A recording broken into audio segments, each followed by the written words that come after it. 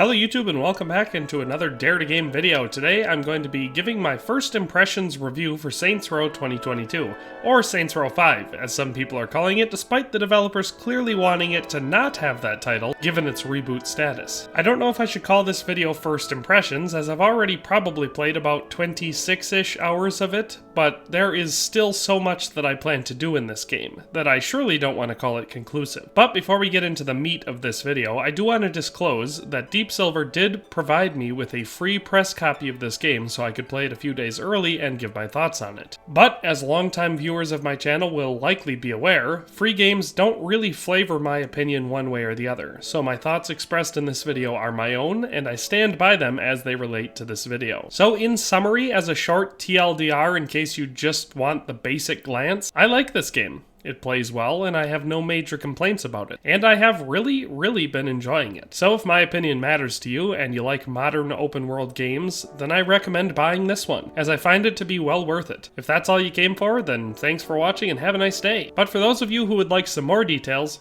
stick around. So for starters, as I've already mentioned, this game is a reboot of the Saints Row franchise, which started as a GTA clone and rather quickly morphed into a game where you play as the president fighting off an alien invasion in Saints Row 4. So some might say that it got out of hand. Many fans loved the chaotic nonsense and the jumping the shark that the devs pursued farther and farther with each installment. Others did not. Well, the latter will likely enjoy this game more, as it is a return to earlier form. Now it's important to note that although this game is more grounded than the superhuman nonsense of Saints Row 4, it's not Grand Theft Auto either. The physics are way more outlandish, and I would say playful, than just another GTA clone. Saints Row plays like a very well-balanced mashup of Grand Theft Auto 5, the Just Cause franchise, and a little bit of Fortnite in the shooting mechanics. All in all, it strikes a pretty good balance that I've quickly gotten very into. So as far as the setting of this game, just in case you haven't watched any of the promotional material or anything like that, it's a modern city in the American Southwest, populated by multiple gangs, including anarchists, a musclehead street gang,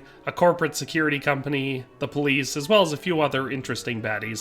The map is divided into several sections, each with a controlling force in the background. Cars range from electric commute vehicles to high-end supercars, and all of them are actually pretty fun to drive around. And speaking of driving, the driving mechanics in this game are actually pretty fun once you get the hang of them. Drifting, pit maneuvers, jumps, tricks, and armed combat are all usable in the vast majority of circumstances. And yet again, rather importantly, this is all pretty fun. Compared to the high-octane excitement I've already gotten out of Saints Row, the driving in Grand Theft Auto 5 seems pretty mundane. The map ranges from rough and rocky desert to inner city slums, to historical sites, to downtown high-rises, and more. The varied setting makes every area feel pretty unique and fun to explore. The map is scattered with random events like crimes of opportunity, where you can stop someone breaking into a stolen ATM, and after dealing with them, rob it yourself. There are also dumpsters with loot in them, and interesting landmarks that you can photograph, but the map isn't littered with annoying icons showing all of this stuff. You only find it if you explore and get close enough to it to organically discover it. It's all totally optional,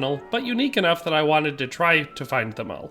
And I enjoyed doing so. The story, at least so far, because I'm only about halfway through it, has been a lot of fun. I won't spoil anything, but it mostly just reminds me of previous Saints Row games. The writing at times feels corny, but not in an unconscious way. They aren't trying to be cartoonishly meme-worthy, but they also clearly don't consider this game to be serious high art. And the writing sells that. Whenever some lame line comes out, they don't hang a lantern on it to try to protect it from criticism, and there's no wink to the audience. The story just is what it is. I actually find the characters, who mostly appear as cartoonish caricatures of actual people, to be decently engaging. Suffice it to say that although this isn't American Venom, the story does keep me pretty interested and wanting to play on. Just one more mission. The combat is good. It took me a while to come to this conclusion because I hated it at first. There's no cover system, which took some adjusting to get used to, and the shooting is not precise. You've probably seen some gameplay that already shows an open crosshair firing system, and that's what pretty much the whole game is like. I really hated this at first, but I've gotten used to it, and I believe this was a creative decision used to make the combat system feel more dynamic. There are a ton of special combat moves and abilities that you can unlock and use over time, as well as a bunch of different types of weapons and strategies for fighting that you can utilize freely, and if you get used to using them all, the combat can be very fast-paced and engaging. So while I fully believe it will not be for everyone, I got used to it pretty quickly, and I actually really like it now. The graphic style of this game is pretty typical Saints Row stuff. They're not going for photorealism, but I would put it about on par with GTA 5 on PC in 2022 for graphics. It's pretty similar in that regard.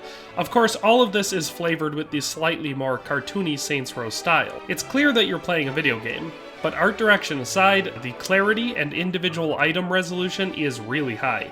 So graphical fidelity wise, I actually find Saints Row to be pretty impressive. Art direction is subjective, but given the unserious nature of the world the game takes place in, I think the style works for it and helps keep the mood very consistent. Comparing this game to a newer game, I would also say that it's kind of similar to Cyberpunk 2077, but not in any sort of negative way. Story-wise, it's got some of the same broadly populist story beats, but it just plays them differently. Whereas Cyberpunk tended towards melodrama, Saints Row plays primarily as a comedy, and paired with the fast-paced action and player-created mayhem, I think it sticks the landing. And that's another thing. You can decide in many ways how wacky or normal you want any situation to be. Sure, you don't really choose dialogue or skills, you are what the devs wrote you to be, but you can choose to use super weird or unorthodox weapons, or you can dress in a ridiculous manner, or drive an absurd vehicle, or fight in the most bizarre way possible.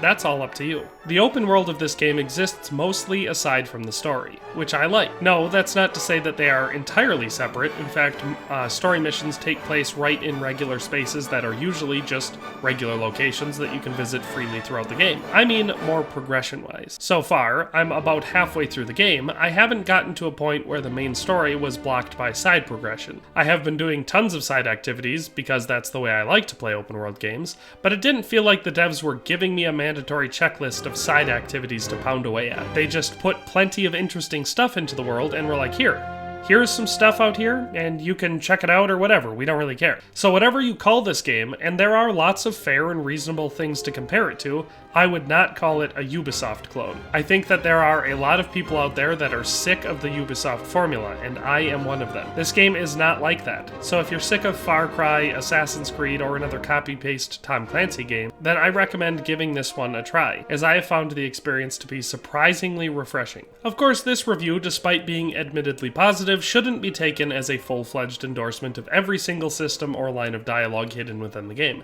As I said, I've put about 26 hours of pretty intense gameplay, and my progress percentage on my save says that I'm right about halfway through the game. And in that much gameplay, I have found very few things to actually complain about. I fell through the world once, but that was while I was near the highest point on some mountains trying to drive a car up a flight of stairs on a huge billboard, and repeatedly crashing it hard at some weird angles. So slipping through the mesh there might have been more my fault than the game's. This game feels finished. It doesn't feel rushed, it doesn't feel bloated or ponderous. I would actually call the entire experience tight and focused, at least so far. Another item of note that I should not forget is that there are no microtransactions in this game, so no loot boxes, no purchasable cosmetic items, nothing like that. Of course, that should go without saying in a single-player game, but these days you never know. I've not tried out the multiplayer yet, as I'm playing the game before any of my friends get it, but from what I understand, it's up to 4-player cooperative, so I'm sure that that will actually be quite a bit of fun to play once I get the chance to give her a try, as I oftentimes find myself thinking how different any given situation would be with another player. It is interesting to note that at least at this time, there is no online server feature like Grand Theft Auto Online.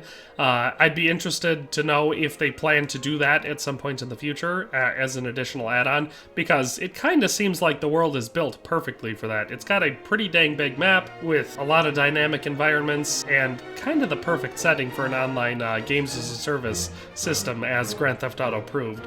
So it'd be interesting to see if the devs have any intention of doing that, and if not, kind of feels like a wasted opportunity. There is quite a lot of variety in weapons, vehicles, and clothing, some of which can be earned through story progression, found around the world, or purchased at a bunch of different stores. As someone who enjoys the collection process in video games, I've really been loving the experience of discovering new items, but again, like most things in this game, There's no huge force in the game coercing you to complete challenges to get random stuff. It's just totally up to you, and how much time you want to spend screwing around. All in all, if I were to describe this game simply, I would say it plays like an old game. Not in a technical way, because I have been mostly impressed with every aspect of the gameplay. The world design, story direction, open world activities, exploration, and side activities all harken back to PlayStation 2 days. Honestly, a good comparison would be a modern day Grand Theft Auto San Andreas. Of course, with considerably much more over-the-top combat and driving systems. And considering Grand Theft Auto San Andreas is one of my favorite games of all time, I would say that might explain why I've been enjoying Saints Row as much as I have been. So, like I said at the beginning, I like this game. I have no major complaints so far, and I think it is well worth the asking price.